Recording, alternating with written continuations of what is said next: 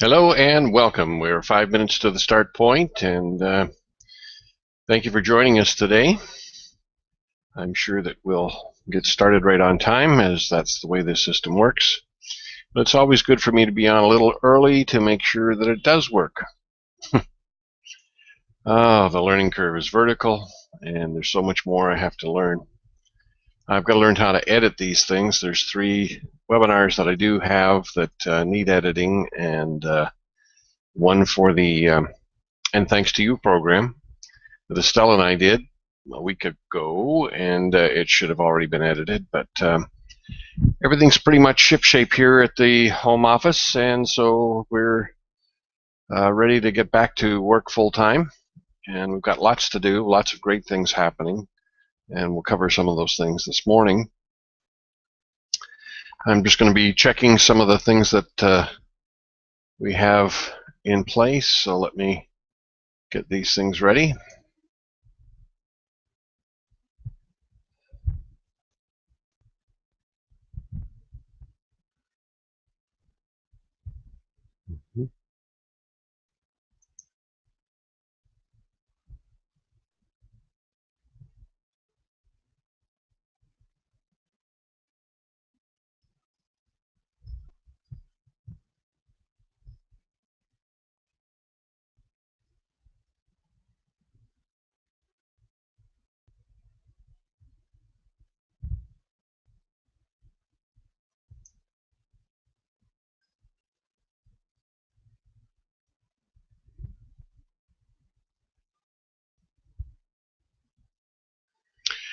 Well, we have a bit of a overcast day today, so we might get some rain. And the new apartment is quieter, with the exception of the dogs next door. Every place you go, there's always somebody or something that makes noise here, which is one of the important things to consider when you're buying. It's okay when you're renting and you're only going to be here for a while, but boy, if I bought this place, I'd be pretty darn upset about those dogs. Yeah. The property I do wish to purchase is super quiet. There's only one neighbor, and they're hardly ever there, and there's nobody else around. So it's a big enough property that even though it's in the city, it's in the country. And that's the kind of property to look at. Well, it seems to be that we're 2 minutes from start point, so we should see things coming on very quickly.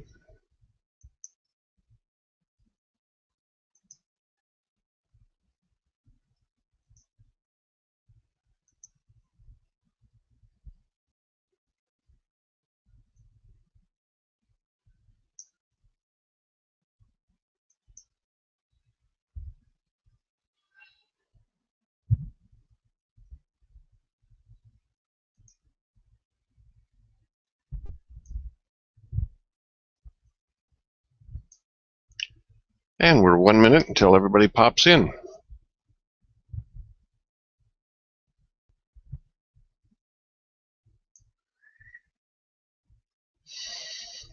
We will be having our session on Thursday, but there'll be hopefully Bonnie's session on Wednesday.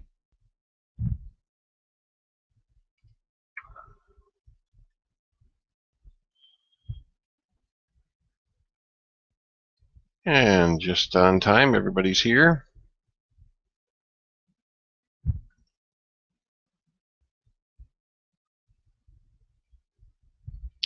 Hello and welcome, everyone. Thank you for joining us today.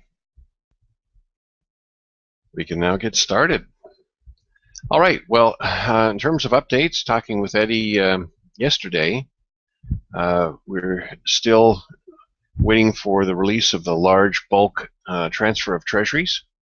It's government speed, government time. We aren't in control of forcing them to do it, but we do have other options that we are pursuing in purchasing and brokering treasuries at this present time.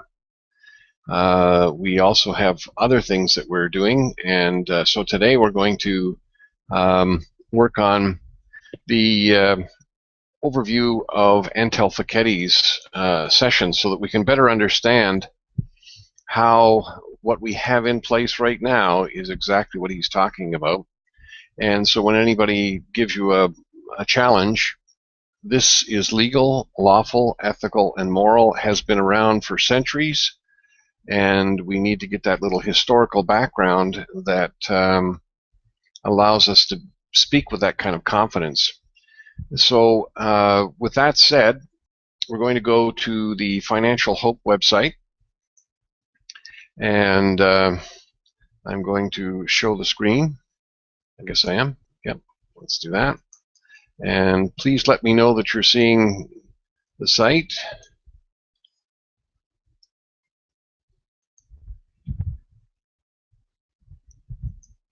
All right, so if you could just type in that yes, you can see Antel's must-read article,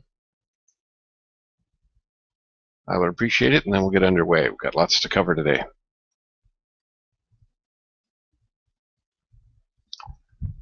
Somebody let me know. You can see. Hello. Type away.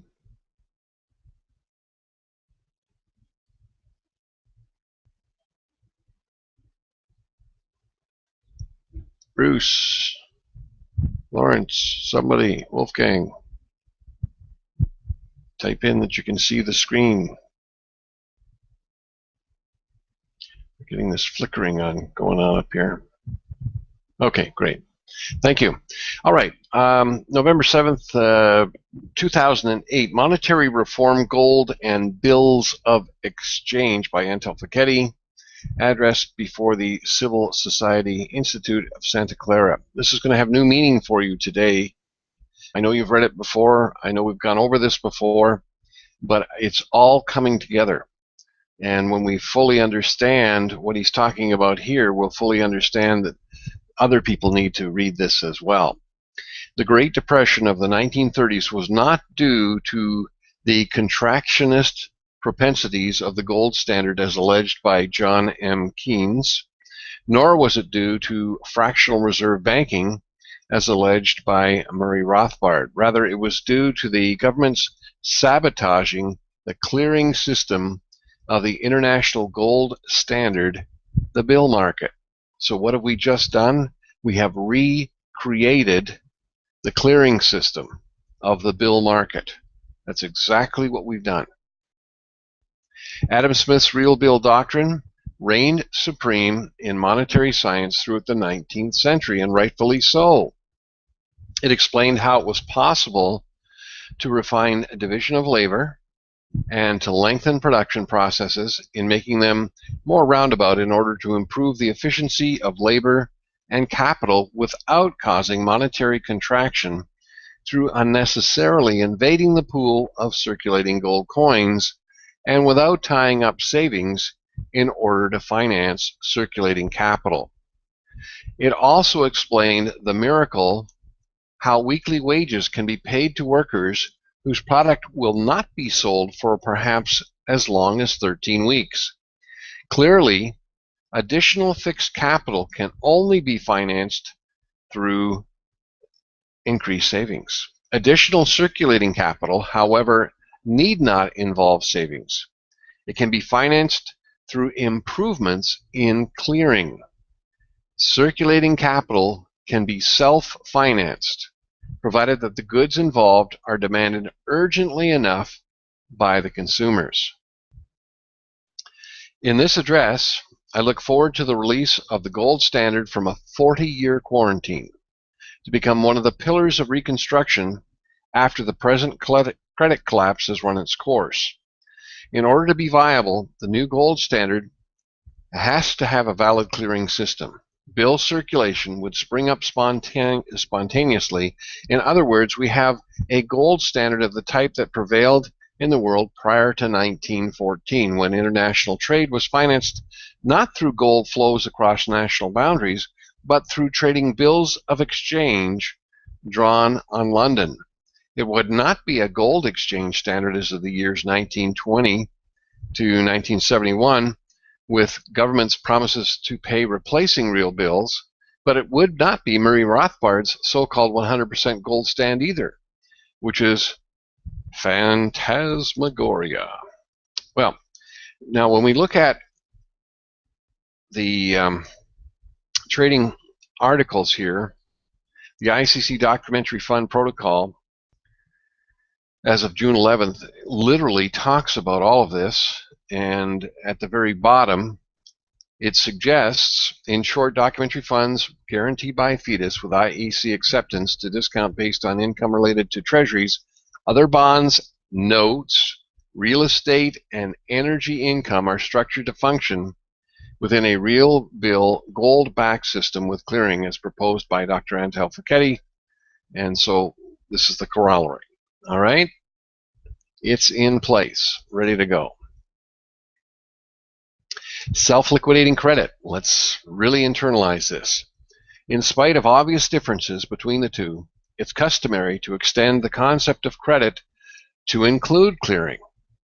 In more details, in addition to credit arising out of the propensity to save that finances fixed capital, we also consider self-liquidating credit arising out of the propensity to consume that finances circulating capital.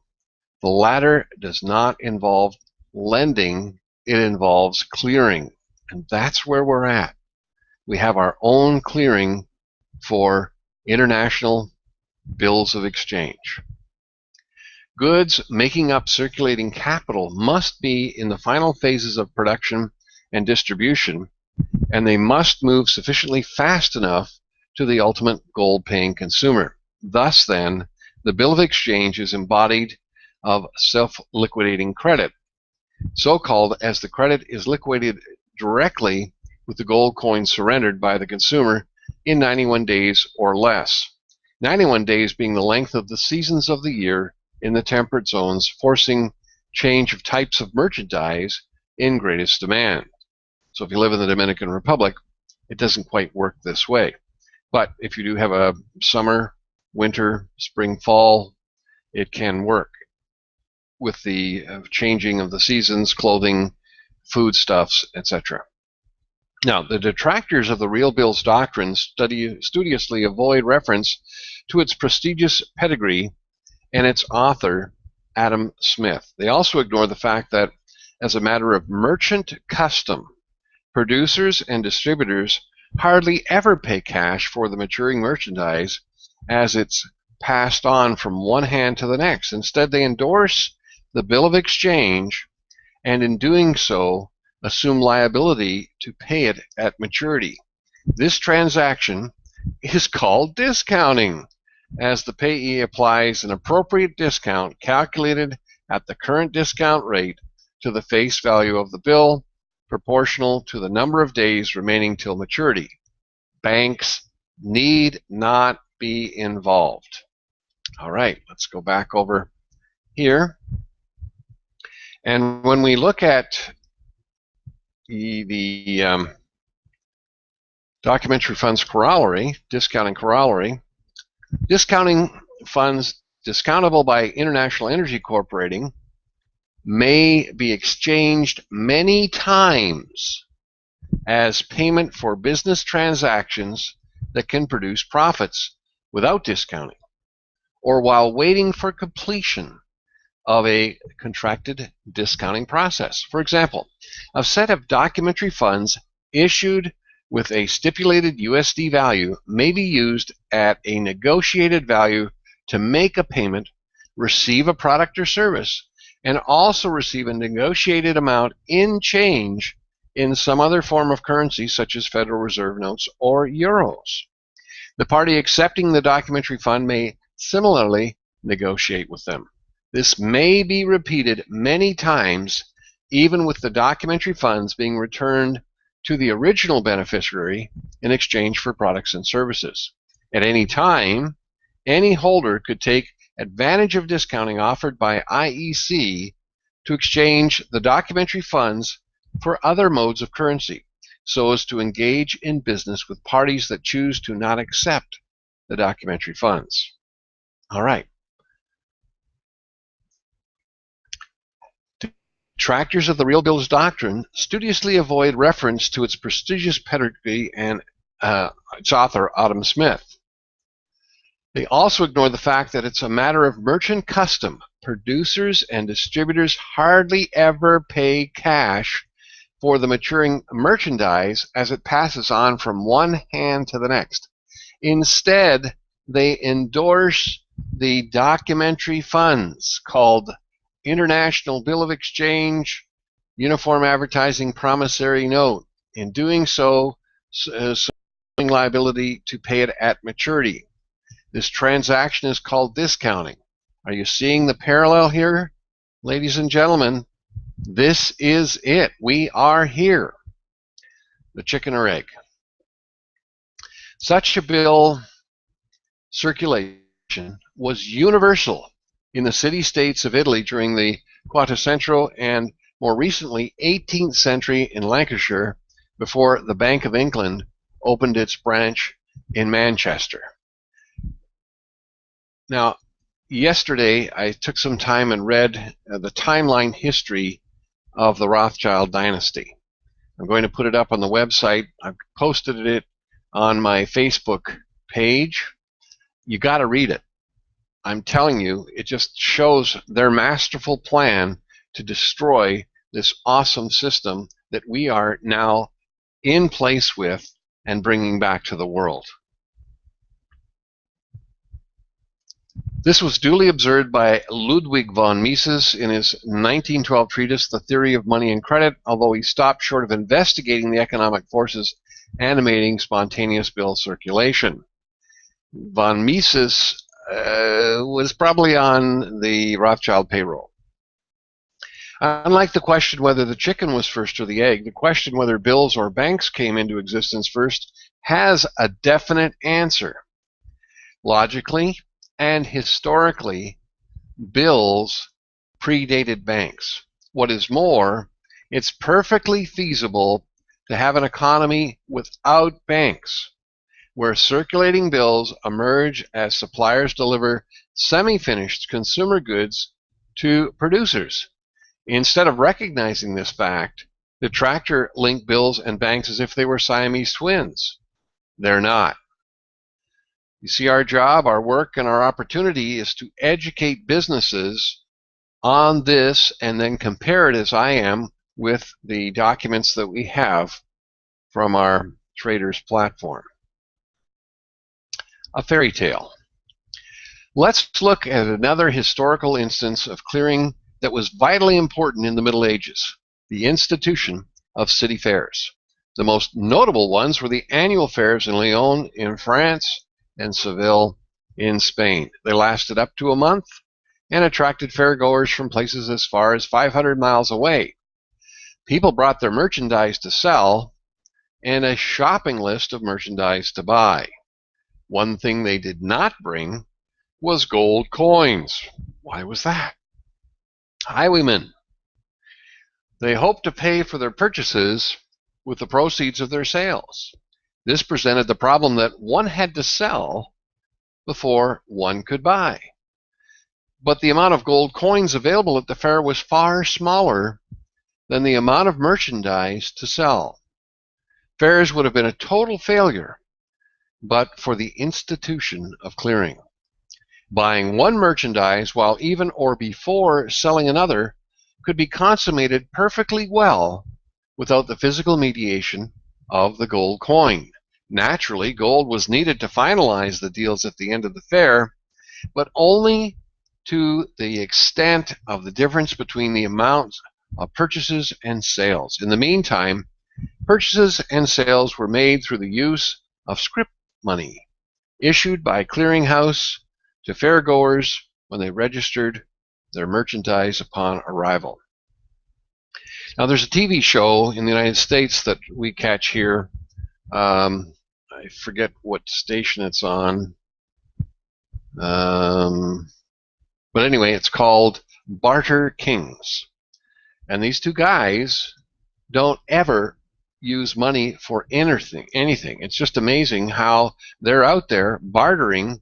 One of the shows that I watched over the weekend was they both started with a lawnmower worth approximately $200. One ended up with a swing set for his kids worth $5,000, and the other ended up with a go-kart worth $4,000. And so they bartered back and forth, and their job that they did was to find people that needed a lawnmower and would swap even, and they always swapped for something greater, and they never paid cash for anything in difference. Now we're talking about the same concept here, but there is going to be some cash paid in difference or the discounting. Okay? So just understand, we're not doing anything that hasn't been around and is not being done. We're just doing it better. Goods in bottoms. Another example of clearing in action is world trade prior to 1914. Suppose a cargo ship is ready to sail from Tokyo to Hamburg, carrying in its bottom consumer goods in urgent demand. The sea voyage takes up to 30 days with several stops en route. Does the importer need to raise a loan to pay for the supplier for the goods in the bottom prior to sailing? Hardly. The merchandise has a ready market upon arrival. The cargo is insured against loss at sea according to the supplier bills. The importer for the value received FOB Tokyo, that means free on board, payable in 30 days in London. The importer endorses the bill, attaches the insurance documents, and sends it back to the supplier. The boat is now ready to sail. The supplier has an instrument he could use as ready cash to pay his own suppliers, or he can keep the bill to maturity as an earning asset. I'm going to read that again. The supplier has an instrument he could use as ready cash to pay his own suppliers, or he can keep the bill to maturity as an earning asset.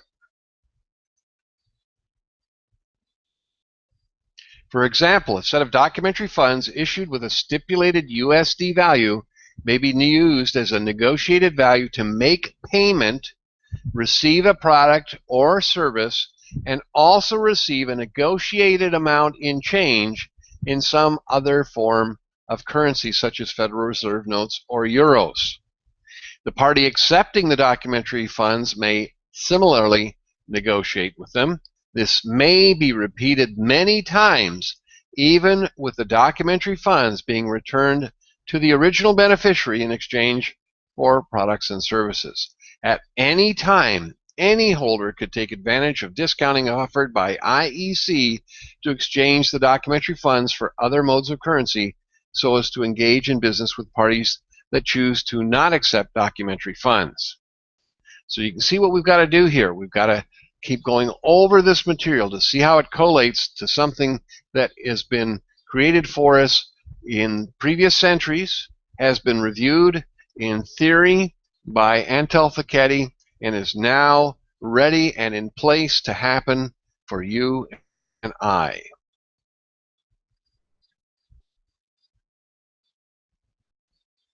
Sorry, I went down too far. Okay. Here we go. The importer endorses the bill, attaches the insurance documents, and sends it back to the supplier. The boat is now ready to sail. The supplier has an instrument he could use as ready cash, which we just talked about, to pay his own suppliers, or he can keep the bill to maturity as an earning asset. When the boat docks in Hamburg, the local wholesale merchant pays for the cargo with a sight bill on London with which the importer can meet his maturing obligation. No loan or lending is involved in all this, only clearing. The pool of circulating gold coins has not been invaded, nor are savings tied up for the 30 days while the goods in urgent demand move from the Far East to Western Europe. We're not doing anything different that's been done for centuries. We're bringing it back to everybody to use. Banks do not need to be involved. We have the clearing protocols. The tale of the cuckoo's nest. 1909 was a milestone in the history of money. That year, in preparation for the coming war, the note issue of the Bank of France and of the Reichsbank of Germany were made legal tender. Most people did not even notice the subtle change, nor did most people in the United States miss the change from the US dollar to the Federal Reserve note in 1971. Gold coins and banknotes kept circulating as before. It was not the disappearance of gold coins from circulation that heralded the coming destruction of the world's monetary and payment systems. It was the advent of legal tender, fiat currency, not lawful tender, legal. You got to know the difference between legal and lawful. Legal is within the Admiralty statutory system that the power elitists, the Rothschild dynasty, have used to overtake the world. Lawful is common law, which is what the world operated at previous to 1909. It was the French and German government's decision to stop paying civil servants in gold coin, who were now forced to accept paper money. Private firms immediately followed suit. They also started paying their employees with bank notes, Federal Reserve notes, Australian Reserve notes. Never mind that the bank notes were redeemable in gold coin, this change effectively meant sabotaging the clearing system of the international gold standards nevertheless. In short, circuited bill circulation.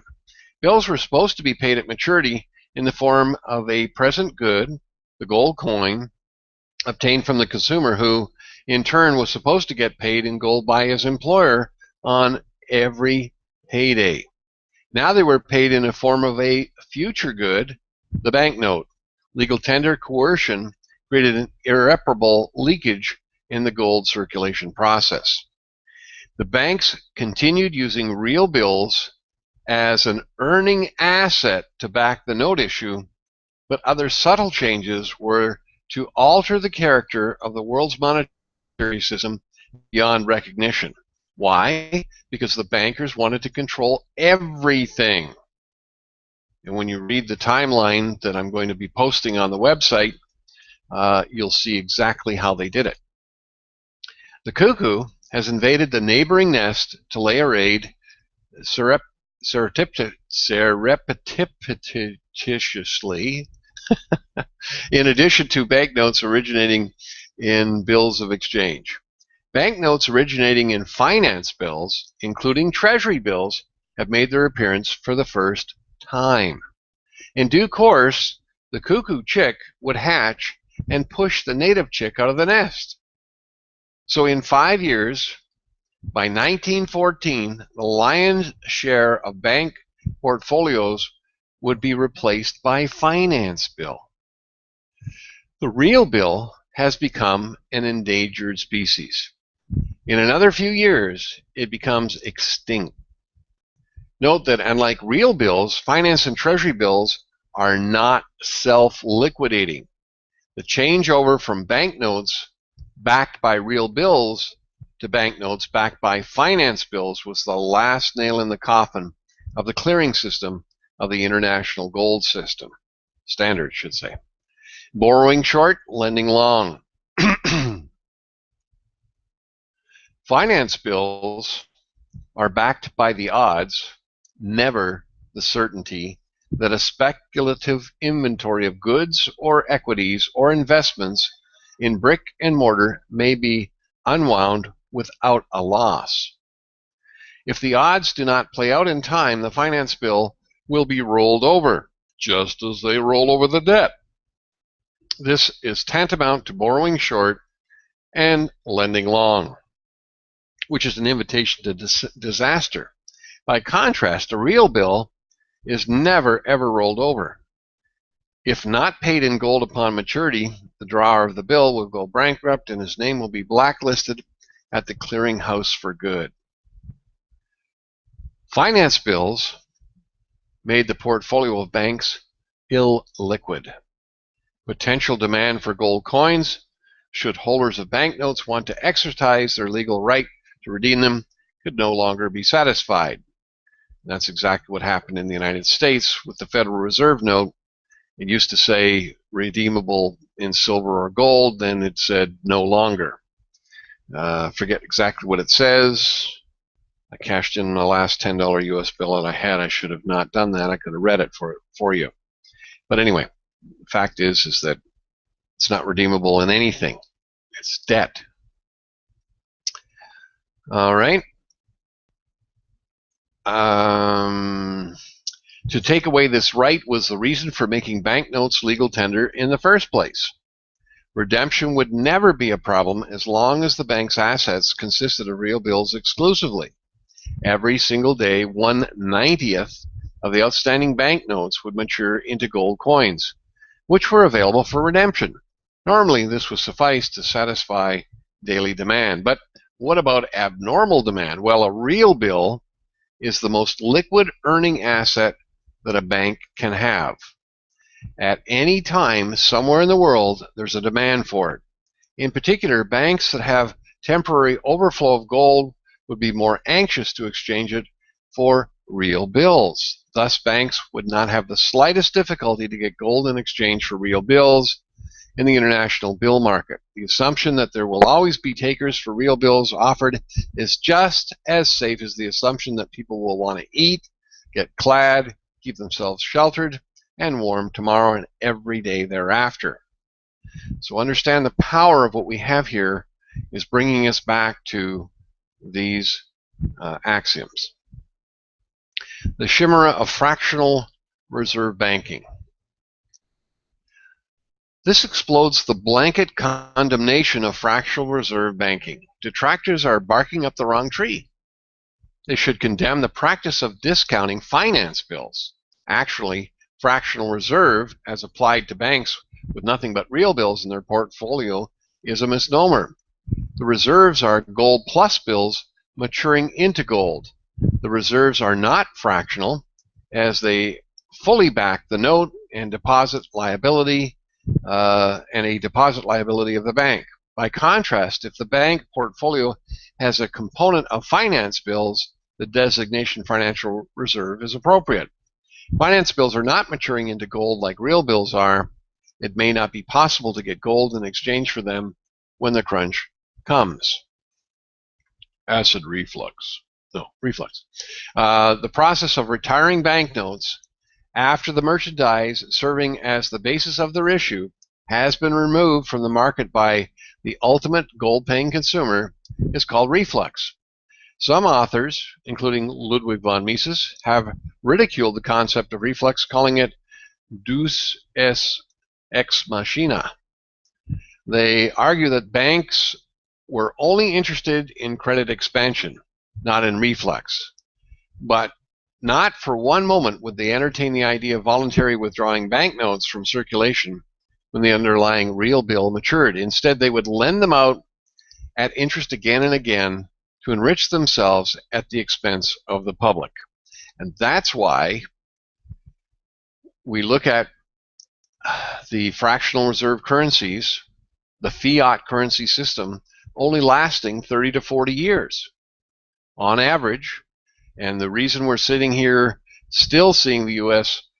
Federal Reserve note as an international currency is because it was pegged to oil and everybody had to buy oil with U.S. Federal Reserve notes, but that's changing. So the 43-year reign of terror of Federal Reserve notes from 71 through to now is going to end. It's going to end soon. It's going to end this year for sure. Can't say exactly when, but it will end. And the world will change and go back to what we're reading right here. And we are at the forefront because we have a private economy. A private economy that's not connected to any specific government of this planet. Yet it's endorsed by England, it's endorsed by the United States, and other countries are coming on board as we speak. This is not a valid argument. For the stronger reason, you could also ridicule the entire legal system in asking the rhetorical question, what is the point of making laws when they'll be broken anyhow? You cannot judge the merit of an institution by the behavior of those who are set upon destroying it. Boy, isn't that the truth? That whole legal system has been designed to entrap and extract money. Pure and simple. It's not about the truth. It's not about right or wrong. It's all about taking your money. Now, if you have a judge who is a licensed bar attorney, you have a prosecuting attorney who is a licensed bar attorney, and you have a defense attorney who is a licensed bar attorney, and they've all signed an oath of office to uphold the bar as their first duty. Who do they work for? Well, they all work for the bar. They don't work for you. They don't work for the government. They work for the bar. And so it's a question of debits and credits. It's not a question of what's right or wrong. And the sooner you realize that, the sooner you'll embrace what we have here. Birth of the wage fund. Now, this is exactly what we're talking about when we're dealing with the employee gold program. The havoc that the silent monetary revolution of 1909 ushering in legal tender banknotes would wreak havoc upon society had not been foreseen, nor the causal relation recognized between the expulsion of real bills from bank portfolios and the massive unemployment that followed it.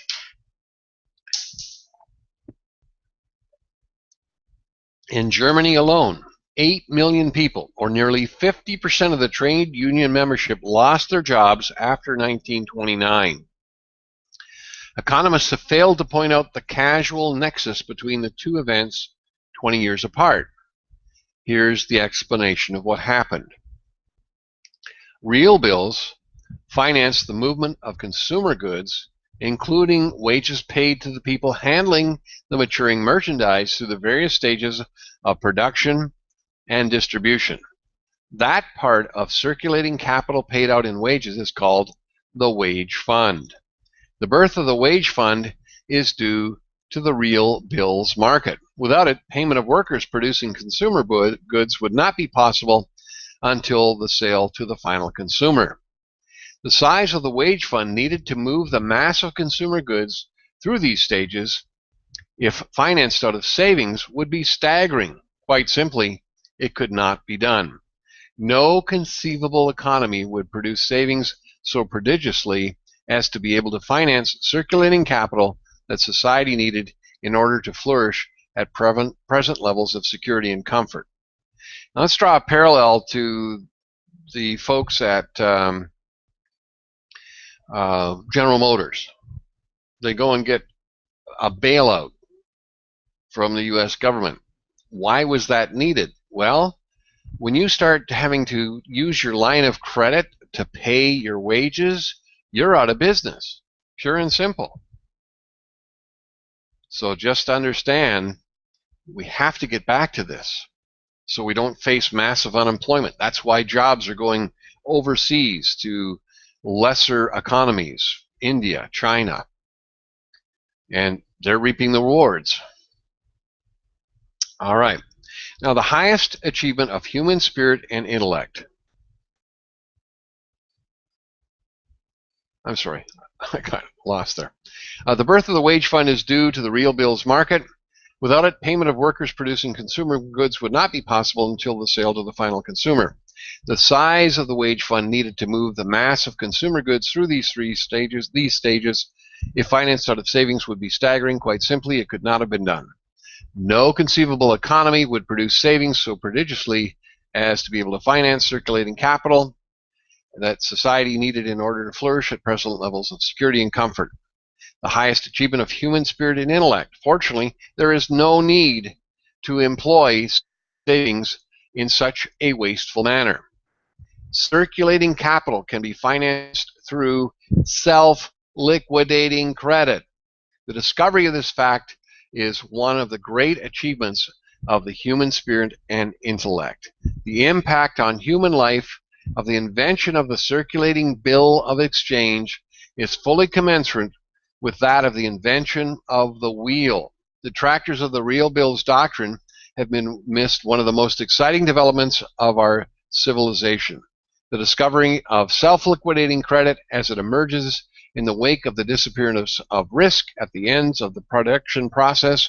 When maturing goods get within earshot of the final gold-paying customer, they have missed the fact without real bill circulation, wages could not be paid in advance of the sale of the goods, except under constant threat of unemployment. So what do we have? Constant threat of unemployment. What are we seeing in Europe? Constant threat of unemployment and massive unemployment. Spain, Greece, France, all these places. People are packing their bags and leaving Dodge. Destruction of the wage fund. This near-perfect system was allowed to disintegrate in the wake of the 1909 legal tender legislation. By crowding out real bills from the monetary system, governments have inadvertently destroyed society's wage fund. So now you see the U.S. Treasury, not the Federal Reserve, but the U.S. Treasury saying, we got to get back to this. This is our salvation. So there's two factions in the United States, the good boys and the bad boys. And the bad boys are the Federal Reserve and the good boys are in the Treasury. It was there to allow wages to be paid as much as 91 days in advance of the merchandise being sold to the ultimate consumer. When real bills were replaced by non-self-liquidating finance bills, payment of wages had become haphazard. Employment was made touch and go and hiring hand to mouth. This threatened with unemployment on a massive scale unless governments were willing to assume responsibility for paying wages. Eventually, to avoid undermining social peace, they had to do just that. Governments invented the so-called welfare state, paying out of so-called unemployment insurance to people who could not have easily found, to people who could have easily found employment had the wage fund been preserved through ensuring the proper functioning of the bill market, the clearing system of the gold standard. What is hailed as a heroic job creation program appears in the present light a miserable effort at damage control by the same government that has destroyed the wage fund in the first place. Economists share responsibility for the disaster. They have never examined the 1909 decision to make banknotes legal tender from the point of view of its effect on unemployment. I don't believe that. They knew darn well what they were doing, and you'll see that in the Rothschild timeline. They should have demanded that instead of treating the symptom, unemployment, governments.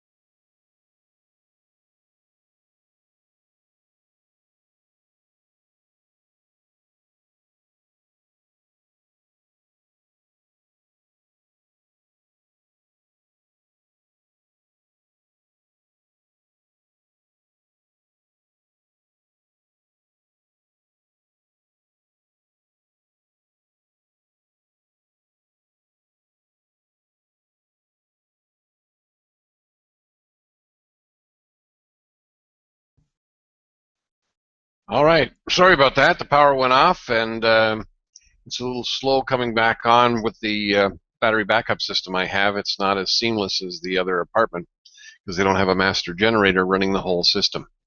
So hopefully you're all seeing me again. If you can just let me know that fact, just type in that, yeah, you've disappeared. Okay, well, tell me I'm back, Wolfgang. Okay, so Let me get back over here to share screen.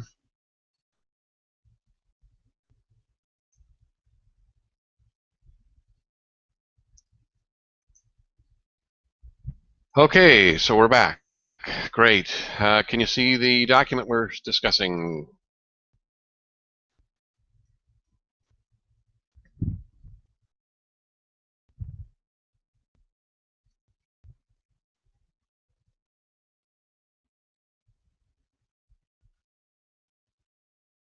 Okay, so we're back and we're seeing it. All right, great.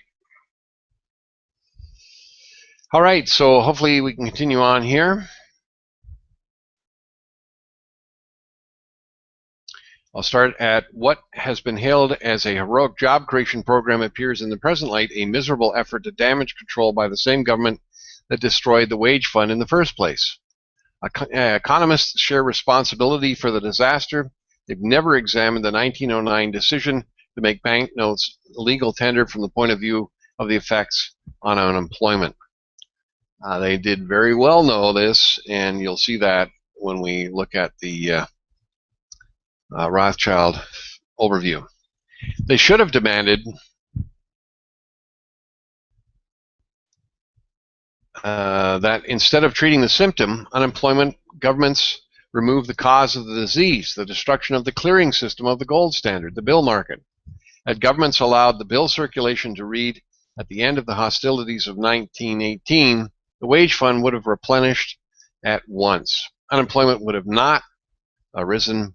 Recall that it was not a problem before 1909. So let's just look at history. Okay? If everything was functioning perfectly or near perfectly previous to 1909 with the real bills doctrine, why did they destroy it? Because they wanted to control the world. That's why. So if we realize this and we bring it to business, and the business finally wakes up and says, we don't need the banks and we don't need the governments to interfere in our ability to do commerce, we can get back to this, and that's exactly our goal. The greatest fiasco of all times. The problem of destroying the clearing system of the gold standard by expelling self-liquidating credit in 1909 was further aggravated in 1971 when the gold standard itself was destroyed. By 2008, the festering crisis has become a fully blown credit collapse, encompassing the entire globe. So now they're in the process of bringing us back to asset-backed currencies. Going to happen this year. Don't know when, but I think it's going to be soon. We must have the humility to admit that it was our reckless experimentation with irredeemable currency and synthetic credit that resulted in this fiasco greater than any other man-made disaster in history. The runaway debt tower of Babel is toppling, and the quadrillion-dollar strong global derivatives monster is vaporizing. There is no bottom to this collapse. The financial system is self-destructing. It is in its death spiral. Every wave of losses in the mortgage market, the stock market, in hedge funds, or in derivatives trigger a new wave of losses. This will continue until total exhaustion is reached. It is futile to expect the Fed and the Treasury to regain control of the careening financial system, even if all the central banks of the world pooled their resources. There is not nearly enough dollars in existence to cover the derivative losses, despite the Fed's endless stream of bailout money and despite the Treasury's endless stream of bailout bonds donated to the Fed for collateral, which the latter needs but hasn't got to create more bailout money. Having interest rates again and again is oil on the fire. It's been the main cause for capital destruction and contributes directly to unemployment. So here is the solution, the way out.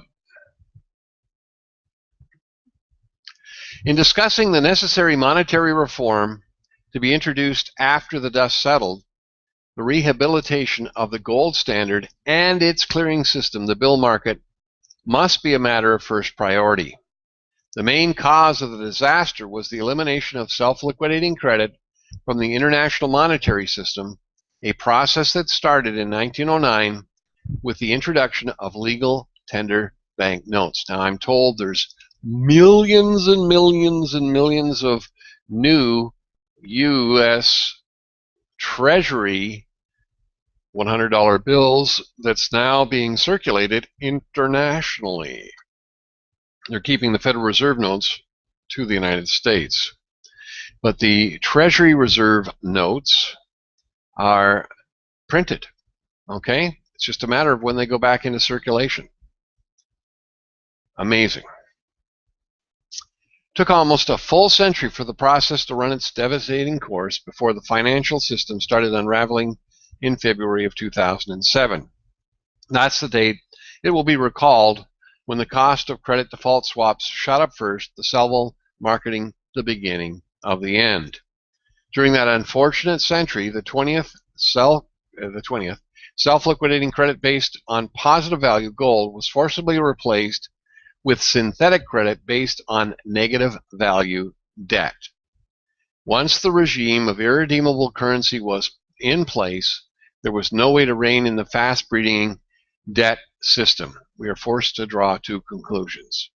There's just no alternative to self-liquidating credit. That is to say, the production and distribution of consumer goods must be financed through bills of exchange. Number two, there is just no alternative to the gold standard. The regime of irredeemable currency is based on debt.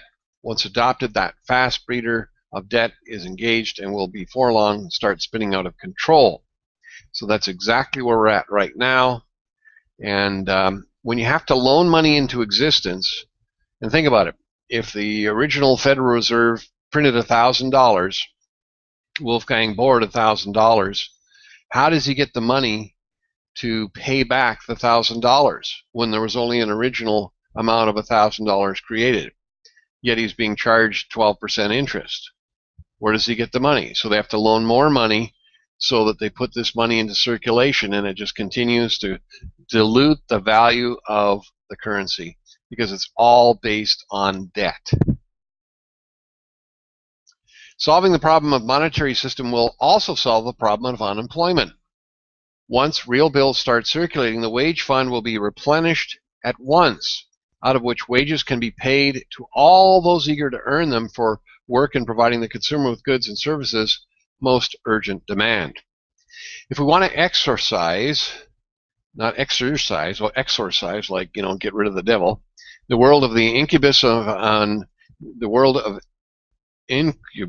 unemployment, with which it has been saddled by greedy governments in making their bill notes legal tender. I don't think it was the greedy governments. I think it was the Rothschild dynasty. Not only must we return the international gold standard, but we must also rehabilitate its clearing system, the bill market. In this way, the wage fund can also be resurrected. Then and only then can the so-called welfare state, paying workers for not working and farmers for not farming, be dismantled. Okay? So I'm telling you to internalize this document. Make it a part of you. Now on Thursday, we're going to be going over the next one, Real Bills and Gold. And this was done in 2010. And this is an interview with the Daily Bell published by Dr. Lawrence from George Mason University. And in his answer, Professor White gave the following example. And this example is not accurate. Okay, so these are the kinds of things that the power elitists, the Illuminati, whatever you want to call them, are going to be doing, is to try and destroy our educational process of teaching people the power. So we have these tools here to work with, and we need to be sharing this with business owners. There is a better way. It's all here. If they don't know what money is, we've got the documentation right here on money. Now, I want to talk about some other important things that we're working towards, and that's the helping of the farm industry in Australia and in the world. And I want to tell you why it's so important. This document came to my attention yesterday. FUBAR. Chinese food imports now require more land mass than the entire state of California.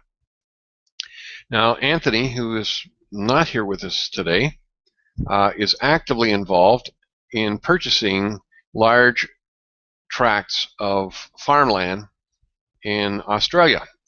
And I urge and implore you to consider doing the same. And here's why. The Chinese are buying up all kinds of Australian property. Why? Well, because they need it. Let's see. Here's the good news. Ni Zhengbang, a Chinese agronomy expert and former director of the Chinese State Grain Administration, recently announced that 2013 was a record year for Chinese grain production. Great. Here's the not-so-good news. Although the number is huge, says Ni, it can still not satisfy domestic consumer demand. In recent years, China's food imports have been increasing. Agricultural product imports are roughly equivalent to the productive capacity of 47 million hectares of planted area. That's 181,468 square miles. To put this number in context, you could cram together all the farmland and pasture that it takes to grow the food for just being imported by China. The total area of this landmass would be larger than the entire state of California. Seem far-fetched? Let's walk through the numbers. Consider that China's 1.4 billion people consume an average of 2,970 calories per day. This means that the Chinese population requires a whopping 2 quadrillion calories each year. With an average of 8 million calories per year for the average hectare of land, 1 hectare, 2.47 acres, this means that China's population needs over 250 million hectares, nearly 1 million square miles to sustain itself. Between drought conditions, soil pollution, and a raging dust bowl, China doesn't have anywhere near that much quality land available to grow crops and raise livestock. They have to look abroad. So Mr. Ni's estimates are definitely in the right ballpark. There's more. The chief economist of Chinese Agricultural Ministry, Qian Keming, estimates that in the coming years, Chinese grain demand will increase by 10 million additional tons each year. Based on the global average yield of 3.11 metric tons of grain per hectare, China's growing grain demand will be tied up to 12,000 plus additional square miles of farmland per year, every year. Bear in mind that 12,000 square miles is more or less the size of the Netherlands, just to satisfy China's growing demand for grain. And all we're really talking about here is one country with one food product. This is nothing to say about the imports of meat, fruit, nuts, etc., nor does it speak to the growing food demand of literally billions of other people across the developing world. In fact, the daily calorie consumption is directly correlated to per capita GDP, and the data supports this conclusion.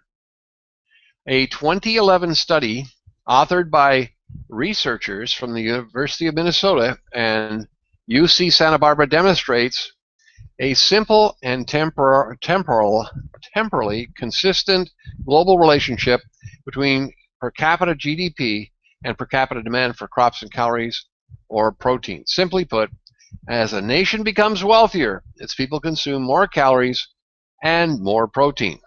Taiwan, for example, increased per capita meat consumption from just 13 kilograms annually in 1951, when it was totally destitute, to 66 kilograms annually in 1992, when it was an industrialized Asian tiger.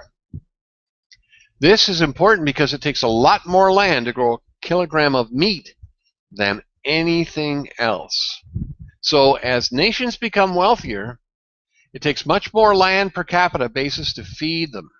China is experiencing this growth right now, and this demand is only the tip of the iceberg. Tomorrow I'll let you know about a supply side of the equation and show you why the absolute best case scenario is substantially higher food prices. So, boys and girls, ladies and gentlemen, you have huge, huge, huge tracts of land. I'll give you an example. Oops, wrong one.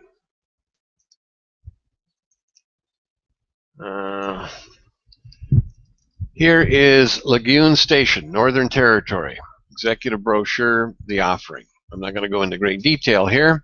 The offering presents Lagoon Station as a property of large arable land, extensive water infrastructure, and uniquely innovative irrigation system currently run as a cattle grazing enterprise. Now just know that the Chinese have bought right next door to this, and their eyes are on this as well. Huge property, okay? How many of these are out there?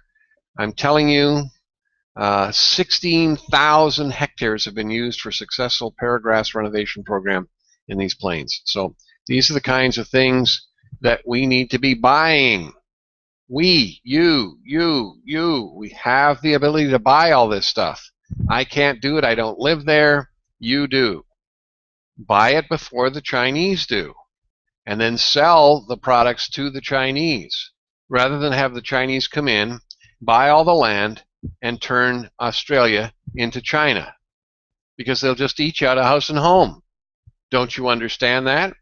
And why is it that these governments are paying farmers not to grow food? Well, if you go and look at the Georgia stones, it tells you that they want to limit the number of people on this planet. These power elitists. So we've got some work to do. So we're at the top of the hour. If you have any questions, please send them to me. Errol says this article was reported in today's press. Oh, great. So it's out there. And that's what I'm saying. Let's take advantage and get out there. And we've got the funds. You've got several protocols you can use. If you've got tons of BVK, you can use your BVK. You can do an MOU for $100 million. If you've got other projects in mind, there's other protocols to be used. Study the protocols. See which ones you want to use. Make your presentation to me, and let's go buy tons of farmland so we can raise stuff. I don't know, beef cattle, dairy cattle, sheep, goats, pigs, whatever they're going to eat. Don't you want to be selling it to them? Or don't you want to be in a position of ownership and managing? I mean, you guys are powerful people. Bruce says a West Aussie meat producer signed a deal today for red meat worth $1 billion. And who's getting that business? We can. You guys, you Aussies, are in a powerful position. Study this material. Speak with confidence. Educate. Let's bring back real bills to everybody. And let's bring back the world to commerce. Great success in all that you're doing. Send me any questions, any comments, and let's get working on it. See you on Thursday. Bye, everyone.